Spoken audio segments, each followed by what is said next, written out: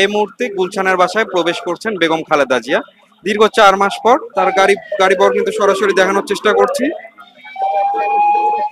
এই মুহূর্তে কিন্তু প্রবেশ করছে বেগম খালেদা জিয়া, নেতা কর্মীদের ভিড়ে উল্লাসিত হয়ে যাচ্ছে।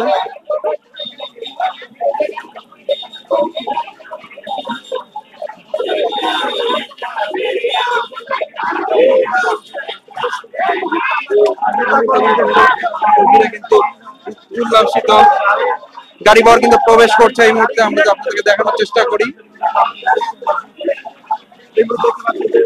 দেখতে পাচ্ছেন যে ফিরোজের যে প্রধান ফটক, গেট থেকে কিন্তু প্রবেশ করছে প্রধান যে ফটক, সেখান থেকে প্রবেশ করছে খালেদা জিয়ার গাড়ি। নেতাকর্মী উল্লাস নিয়ে ভিতরে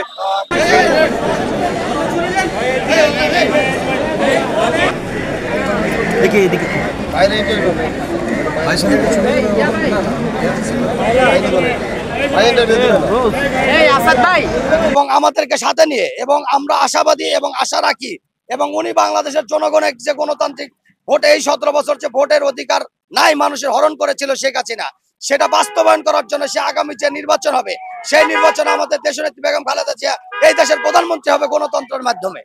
অনেক ভালো লাগছে আজকের দেশনেত্রী বেগম খালেদা জিয়া দেশে ফিরছেন। দেশের জনগণ আজ তারা রিসিভ করার জন্য সবাই এখানে আসছে।